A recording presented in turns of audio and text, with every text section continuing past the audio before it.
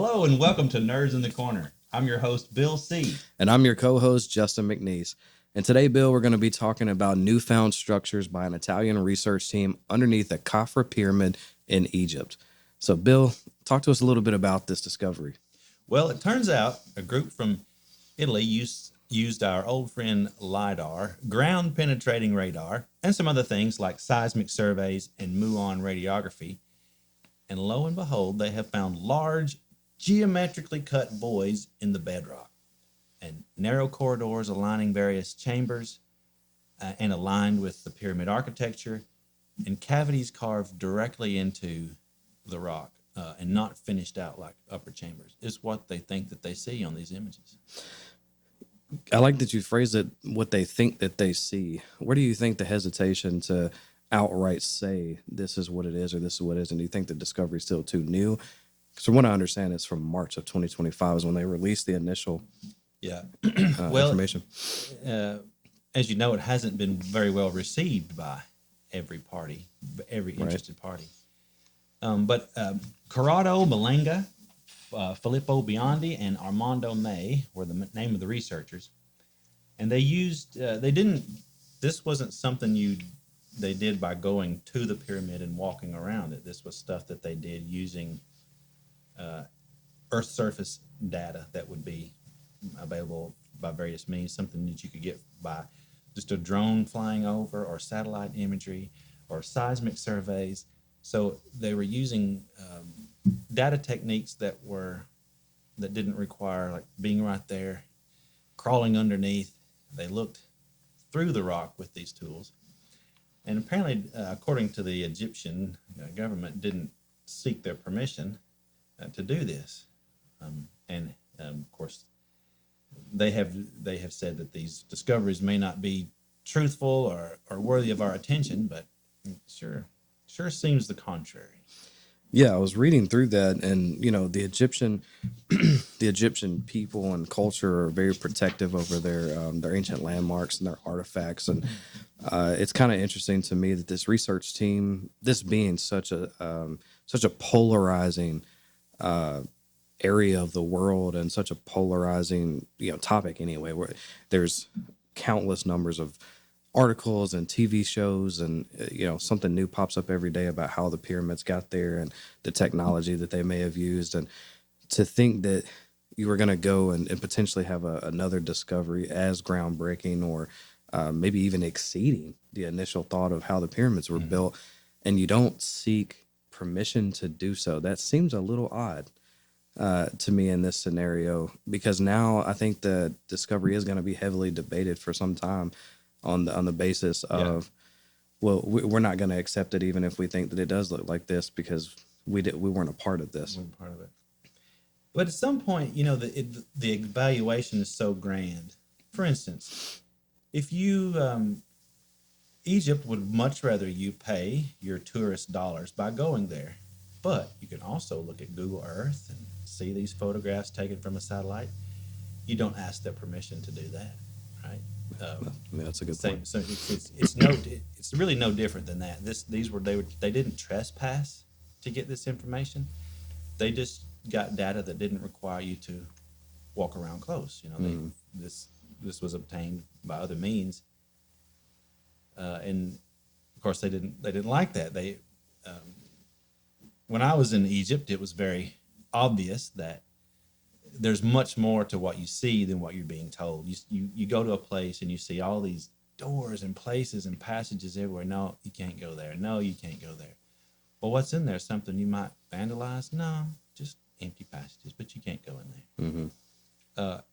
And there's more places you can't go than you can go.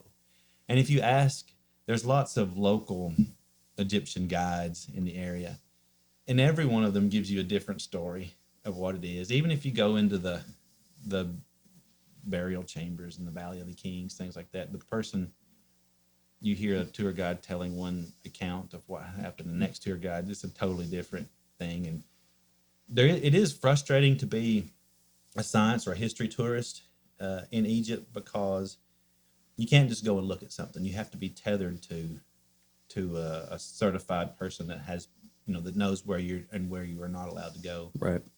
and they're really frustrated by conversations that are outside of what their narrative is, and I don't think that they necessarily do it on purpose. That they have been told this certain thing. So, for instance, there's lots of old photographs of the Sphinx when it was still covered up to the neck in sand. In some of the photographs, there's a hole in the top, and you can see it. This is not a mystery, but if you ask someone, look at these old photographs, they won't even look at the old photographs. The tour guides, they say, Interesting. no, something like that. And these for instance, there's a Dr. Mustafa Waziri and a Dr. Zahi Hawass, and these are fellas that are the leaders of the antiquities department in Egypt, and the museum in Cairo, the Egyptian Museum in Cairo. They're the face of these projects, and they do a good job welcoming the tourists in the way that they like to welcome them, and they have come up with a way to sort of keep their tourists on a certain path along the various ways, and keeps them away from the poverty of modern Egypt that's a very short distance away, or any information that other governments would not want to be said. And so it's obvious that you're getting a coloring book version of ancient Egyptian history from the Egyptians that are telling you the narrative. Where do you think that comes from? You think it's more cultural or historical preservation, or there's because you can't. I mean, we've seen, right, that if you open the door too much to the modern world, then there's kind of an invasive attempt for other cultures and other governments to insert themselves into trying to find the truth or whatever version of the history that they're looking for. Right. Oh, for sure. That's got to be a part of it. Modern Egypt is not the same entity as ancient Egypt. It's a modern struggling government. I think they want to control everything, and plus a past where European colonizers came and attempted to take and destroy things. So at the same time, yes. I think the rest of the world wants other countries to stop going to Egypt and taking stuff, leave Egyptian stuff in Egypt, so that the Egyptians don't have to worry about somebody coming in and taking things. But at the same time, if you didn't have to worry about, half the things that you want to see in Egypt, you can't see in Egypt, but if you go to the British Museum, they're there. And so it's you say, does it seem right that the British Museum would have all this stuff? Well, if they didn't, no one would be able to see it. It would have been taken and sold. And so you've got this part where, yes, we realize Egypt has dealt with invaders and colonizers and people putting their things into foreign museums. But at the same time, Egypt has not been a very good steward of their antiquities and tend to let things go to the highest bidder and let the narrative go on its own regardless of its accuracy. Yeah, I think that I was super intrigued by the pushback that the Egyptian government and some pretty high level Egyptologists from this discovery were very very defensive and very pushed back a significant amount on the discovery. And what I actually didn't know they didn't ask for permission until you mentioned it. So I appreciate you sharing that nugget on the episode. Now that makes a little bit more sense of the frustration, but also I couldn't tell if it was because I know they seem to be very protective of their history. Was it because it was an Italian team that came in and was doing the research and happened to find this, or did they not agree with the type of technology that was used? One of the rebuttals, and I can't remember where this individual was from, but one of the rebuttals was there's no way that this technology could have penetrated that deep into the earth to be able to see exactly what they were trying to claim that it was, right? I mean, we know from LiDAR technology from several episodes ago, it can penetrate pretty far Yeah. into the Earth's surface. But And that makes a point. The fact that you can see it that deep with LiDAR means it's really big. yeah, Yeah. and then the type of structures that it makes zero sense to me. If I'm looking at it on paper, okay, you have the pyramids. They're this massive creation that we still can't figure out exactly. There's the story of how they were built. Yeah. It almost seems like they would still be being built to this day if that was the method that was used. Yeah.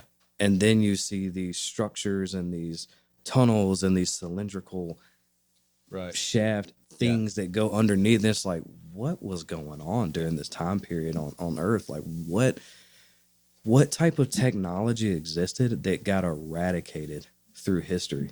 That's where this points to. It just points to a much bigger mystery.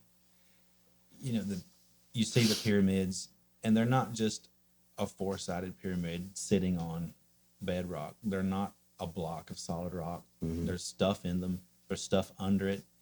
There is and once was even more water flowing underneath chambers beneath them. These are no longer mysteries or speculative. There's research papers that show these things.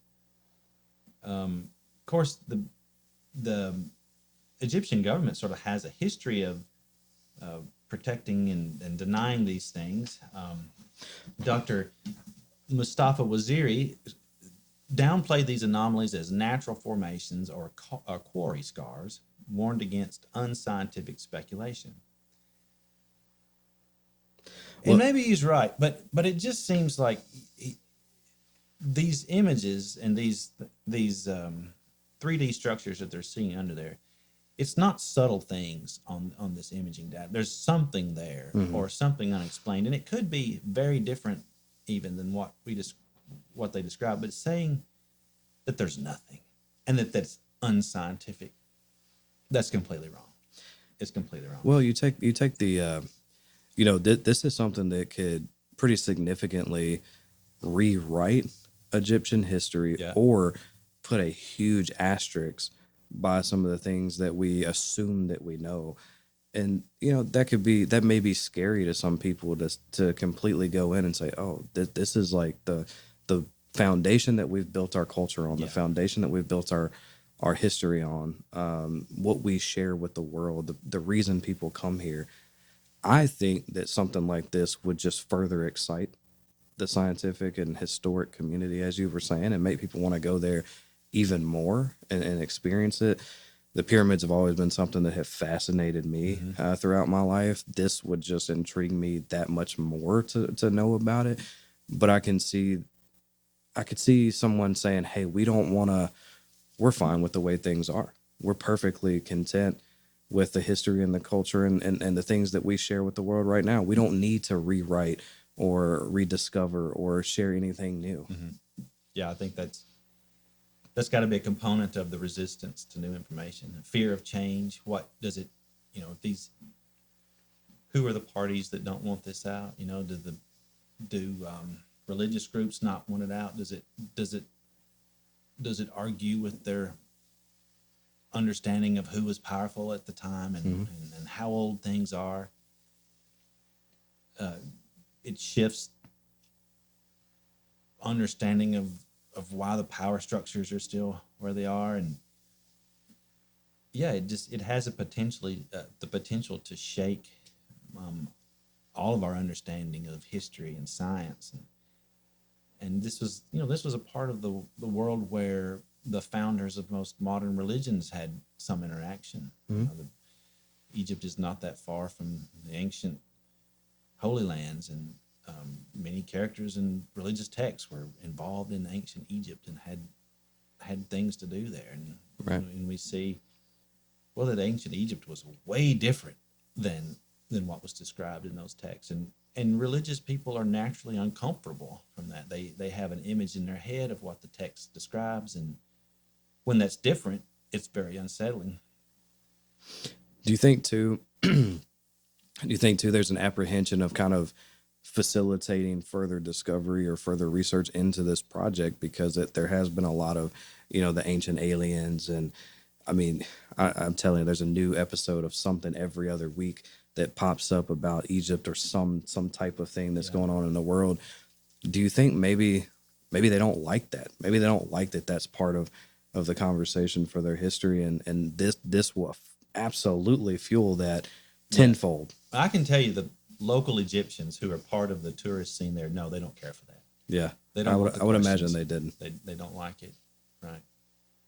Yeah, they have a narrative in mind that matches their tourist trinkets, and of course, if Egypt was all of a sudden, if their tourist interest doubled, they would not be able to handle it.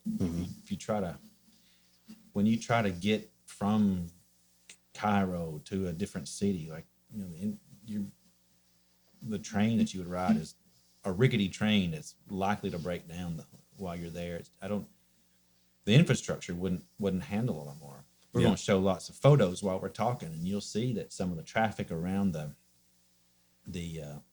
on the way to the pyramids is still horse and buggy. Yeah, there's some buses there, but you see the carriages, and there are camels to ride for the tourists, but there are also people riding their camel to work that day. It's not modern like you think. Modern Egypt is not a modern city. Yeah, I mean, modern Cairo is not a modern city. Modern Egypt is not a modern nation. It is. Yeah. Well, and I think that again, I think that kind of goes to maybe that's what they prefer, right? Is that it does preserve some of the essence of who they are. Yeah. To not have modern influence come in and again, dictate, because depending on who's in the conversation. To your point earlier, if the highest bidder comes in and says, "Hey, we'll help you build all this infrastructure. We'll help you do all these things to facilitate tourists into your nation and share your treasures with the world," but then they don't want that. Yeah, but then whoever that is going to have some sort of power over you at that point. Napoleon tried that. Yeah. No, thank you. Yeah, there's still a lot of bitterness about rightfully so. See the Sphinx and they say, see those holes remaining. That's where people, Napoleon's soldiers shot those. And see this statue. That one's missing. This one was stolen and taken to the British Museum. Yeah. They're still they emphasize those things. How Europeans have come in and messed things up. And true, given their own recognizance, they would have probably plundered the entire cache of artifacts and knowledge and not felt bad about it. So I agree that people shouldn't be going and taking stuff. Right. But like this wasn't hundreds of years ago. This wasn't 1,000 years ago. This wasn't 2,000 years ago. This wasn't 3,000 years ago. This was 4,000 years ago. And the modern Egyptian, right, that so many cultures have come and gone and invasions and everything has changed. They're not that closely connected, right? A person living in modern Cairo can't say, these pyramids are my heritage and nobody else. No, too long ago. He's likely the descendants of immigrants from somewhere else, just like me, right? The connection is there. You live there now, but you probably, your ancestors have migrated from someplace else, just like mine did. No one can claim a 4,000-year-old direct, undisturbed lineage. No, I don't believe that. Yeah, it's just fascinating to think about. Again, you have all this intrigue with the pyramids themselves, right? And that just the thought of it, the timeline that the pyramids were built on, it is so hard for me to fathom with thinking about non-modern technological tools in place. And then you add this structure, because then it begs to differ, were those structures even there? Were they added by the Egyptians prior to the pyramids being built? Did they exist from a civilization prior to the Egyptians that we don't even know about? That this would be a completely new discovery for humankind? And then what the hell were they doing? right? What kind of civilization was this? Yeah. That this tunnel civilization that maybe was living under the ground, or had a city, or maybe it wasn't underground at the time. The desert, has changed, landscape, but it was green. It was the Sahara was green then. Yeah. yeah, It's just, I think that's the point of this, is just there's so much more than the official narrative. And these individuals who sort of stand in the front saying, no, this is not real. Well, I laugh at that. They're doing nothing but obstructionism. And I think they know it. And both of these characters, Dr. Waziri and Dr. Hawass, have both made, statements of denial and minimization of previous discoveries that they later had to eat crow about. So it seems like they have very little compunction about denying something that seems very obvious, only to just retract it. Oh, we were just kidding. Yeah. Do you think that they were? Do you think, though, being in a modern world, being that the Italian research team didn't ask for permission, do you think they're even going to allow this team or any other teams continue the research on this to try to disprove or prove it? Because it seems like a very it's a very, as I was reading through and preparing for the episode, it's a worldwide stir on one, whether this team should have done it the way that they've done it without asking for permission, but two, there are two camps. One very strong camp that says no, that this isn't what it is, that the technology doesn't work that way. I don't buy into the structure. This is clickbait, right, for people. And then there's a camp that's like, no, we see exactly what this team sees, and this has got to be something more. Yeah. I mean, that could be, but I think everybody sort of realizes Party One is a group of researchers with credentials who wrote papers. They're showing their images. They're not hiding anything. They've got data. They didn't trespass. This was satellite images and stuff you could do without disturbing anyone in any way. Plus, there's all this information here that says there's all these rumors and previous studies that show there's this component to it. There's this Hall of Amenti. There's these passages underneath. There's got to be something there. And then you start seeing radar, ground penetrating radar that was taken without disturbing anything. Muon radiation sensors, they just fly overhead, right? They're not chiseling in the wall. They're not hurting anything. Well, I think, and the second party is Dr. Waziri and Dr. Hawass, who are saying, no, this is nothing. Please ignore this. You didn't have permission to do this. You didn't have permission to take this photo. Well, they don't really have a track record of honesty. Yeah. And plus, the things that they've said in the past have turned out to be total hogwash as well. So who do you believe? The scientist who's trying to show you pictures, attract attention to the data, show you evidence-based decisions, or the other party who shows you nothing, blocks access to everything, has a history of refuting obvious discoveries, only later to recant them laughingly. So it's hard to believe.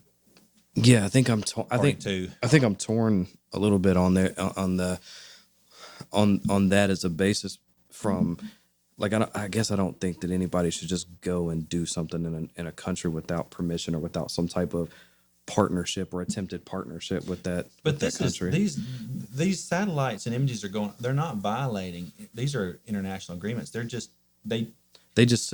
taking the data that was the already data available. Was already there. They just saying you didn't have permission to look at the data over our country. So, well, that's not true. That's not true.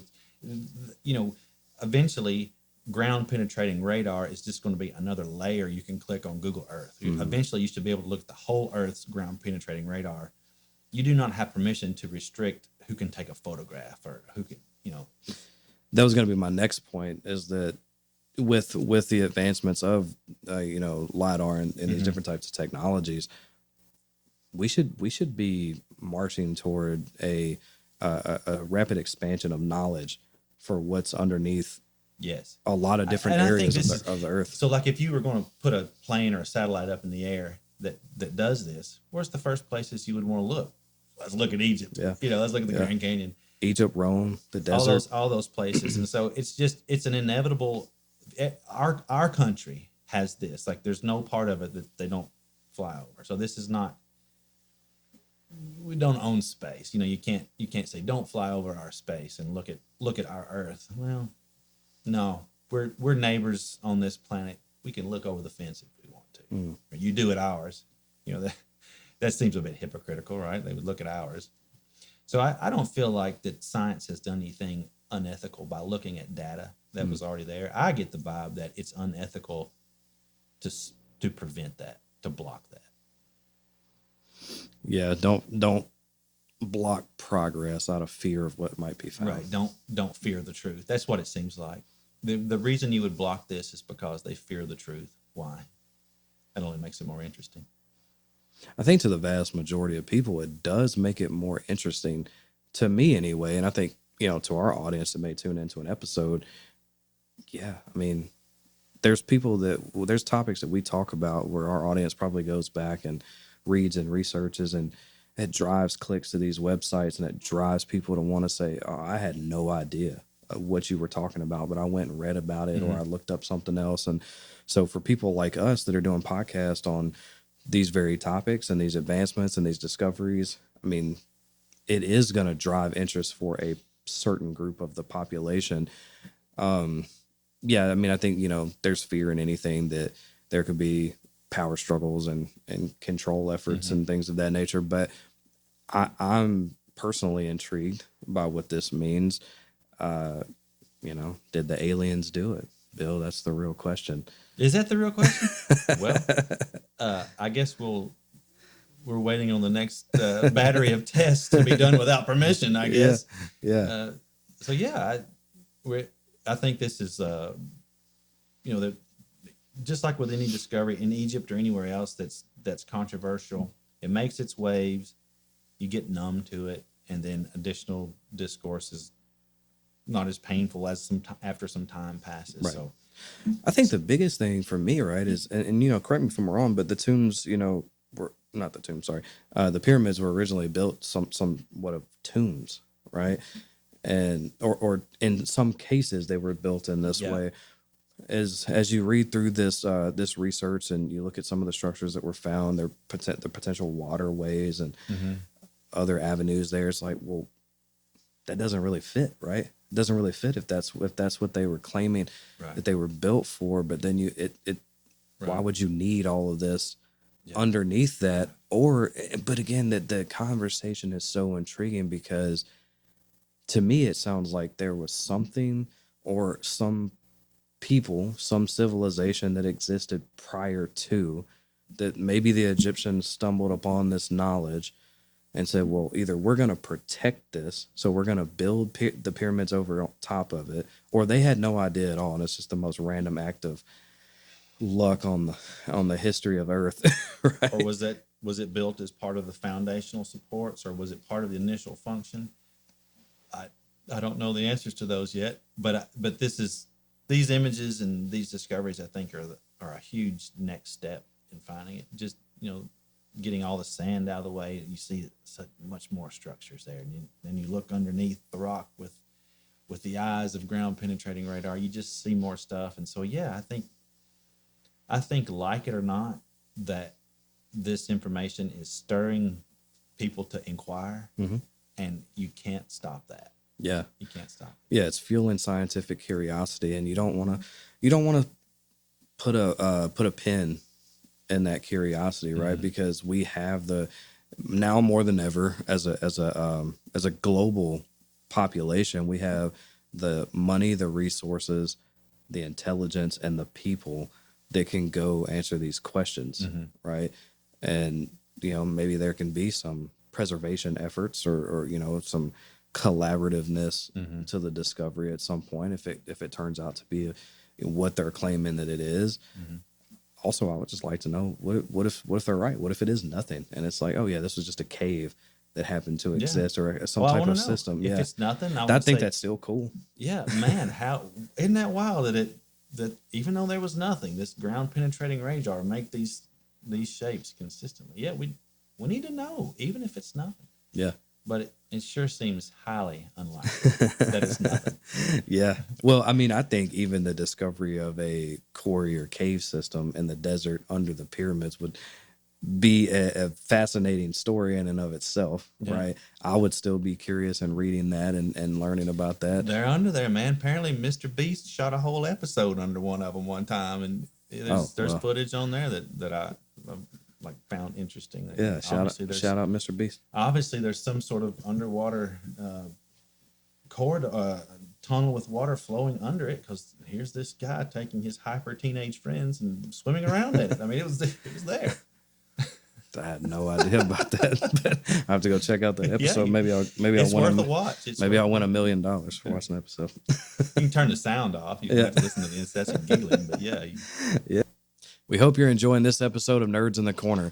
If so, join us next time where we will be discussing. Researchers have modified the DNA of gray wolves to unextinct the dire wolf. Have they really done this? Is this a dire wolf or just a funny-looking gray wolf? We'll find out. So join us next time where science and laughter collide on Nerds in the Corner. While modern Egypt lays claim to the grandeur of its ancient monuments, the truth is more complex. The nation of modern Egypt, shaped by centuries of conquest, migration, and religious transformation, are only loosely connected to the builders of the ancient pyramids, both culturally and genetically. Ancient Egypt thrived in a world untouched by modern borders or modern religions. It belonged to a civilization whose wisdom was universal in spirit, not nationalist in pride. The priesthoods, the architects, the initiates who raised the great temples did not so merely for a single people or a single time, but as a gift to the human spirit itself. Today, the stones of Giza, the hidden halls beneath Saqqara, and the sacred alignments of Luxor do not belong to one nation or creed. They are the heritage of all Earth's children. Every seeker who yearns to remember where we came from and what we once knew. The ancient past belongs not to governments or bureaucracies, but to the human family.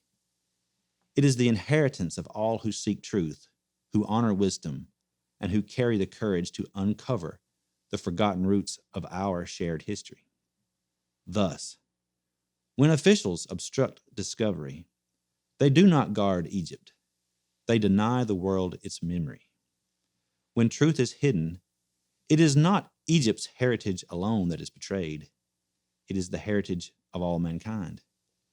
The monuments were built to endure across the ages, to be there when a new generation of seekers would rise to reclaim the knowledge they hold. Embrace discovery. Do not shun it. Dr. Zahi Hawass and Dr. Mustafa Waziri, shame on you. That time is now, and that generation is us. I have to tell you one more